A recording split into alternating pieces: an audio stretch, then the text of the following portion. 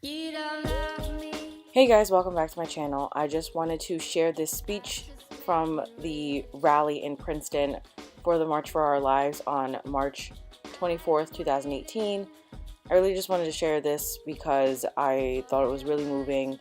I did miss the first 15 to 30 seconds of it because I was dealing with my camera, and I did not catch the name of the speaker.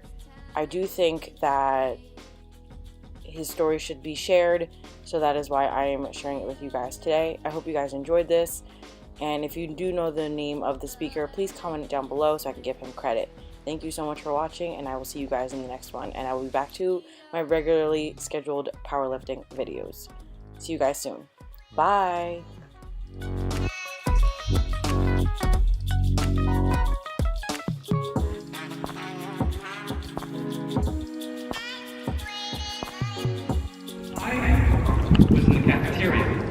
Studying for finals, when I heard shots thunder through the hallway.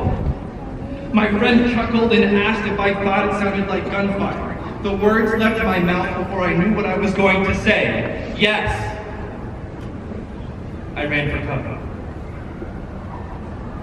For the longest hour of my life,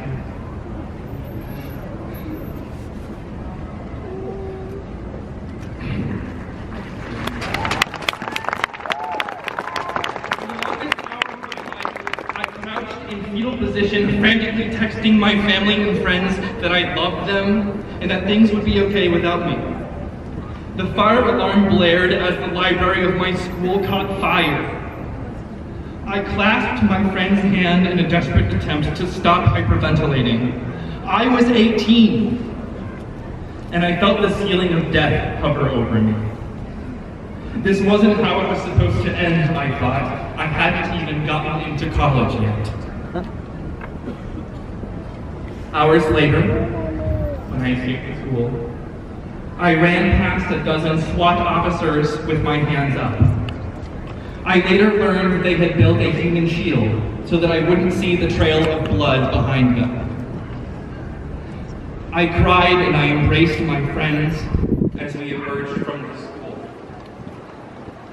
I hugged my ex-girlfriend. I hugged my ex-best friend. I even hugged the guy who had taken my spot on the varsity cross-country team. None of that mattered. It only mattered that the people I knew were alive. Until I learned that some weren't. I learned that the gunman shot himself when confronted with the school's armed police officer. I then learned the identity of the gunman. He was my friend. 8 days later, a different student, the innocent 17-year-old Claire Davis, succumbed to the shotgun bullets embedded in her brain. Others lived. If you only take away one thing from my speech today, let it be this. Anti-bullying campaigns are not enough to stop school shootings.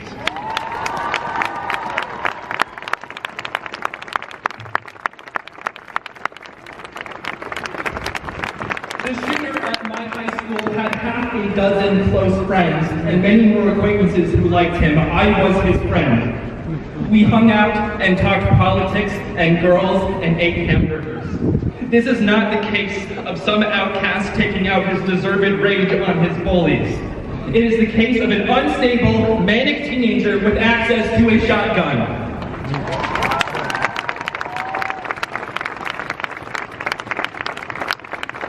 This tragedy should not have happened. Sure, the shooter had to wait to get his gun, but ultimately he got it, and he got it legally.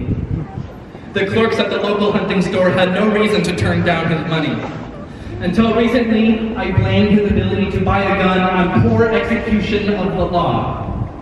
It wasn't until I reread the police report in preparation for this speech that I learned that there was no system that failed. The system operated as designed. I was shocked to learn that this was a student who had been taken to a psych ward for an evaluation. This was an 18-year-old student who, in the words of my high school guidance counselor who conducted a threat assessment, had a documented history of extreme anger and difficulty controlling impulses. He threatened students and faculty with death on a regular basis and was suspended for lashing out. This was an 18-year-old who could buy a shotgun legally. These were all warning signs that were well documented months before he bought the shotgun himself. My school shooter passed a background check in 3 business days. Background checks go to the FBI to make sure that there is no criminal record at the time of purchase. This system only checks if someone has a criminal record and pays no attention to the clear warning signs that someone is violent and unstable. This is a system that is half a century old and is in dire need of an update to address modern problems.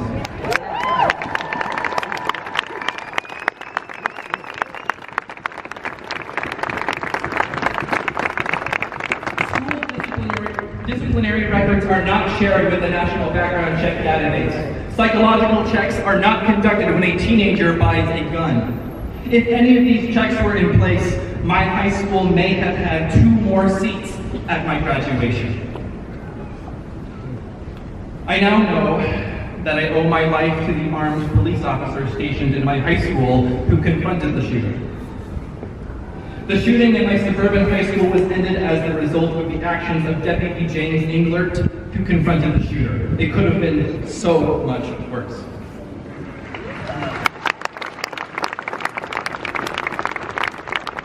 The legacy of the Columbine School Massacre hangs over my hometown, a tragedy that occurred only 20 minutes away from my childhood home when I was 3 years old.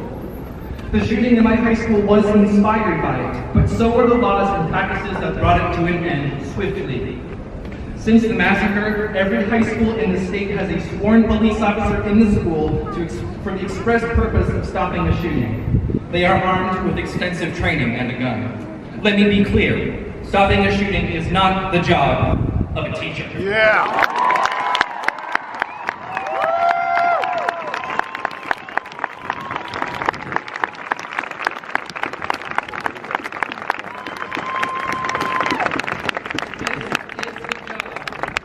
Brave men and women who are sworn to protect and defend. Of course, this solution is not perfect, but it saved my life and the lives of many others in my high school. Stoneman Douglas High School Massacre shows us that having school resource officers with handguns is not enough to stop a kid with an AR-15. But the shooting of the Great Mills High School in Maryland this week shows us that sometimes it is enough. According to one of the nation's foremost experts on school shootings, Peter Langman, over half of school shootings are resolved through police intervention of some kind. And while I will always vouch for the presence of police in high schools because I owe my life to one, I acknowledge that it is not always enough. But I have an idea that might be enough. No civilian under the age of 21 has any reason to have a gun of any kind.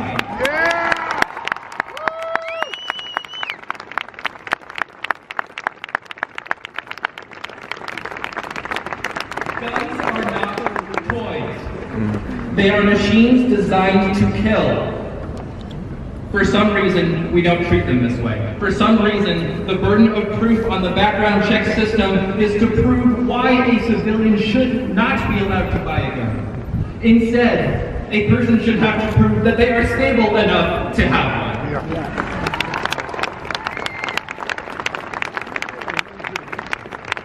We can no longer afford to ignore that this mentality is completely backwards. Gun owners insist on owning guns for cultural reasons, and to those people, including my own immediate family, I ask, is unflinching universal access to guns more important to you than the lives of high school and college students across the country?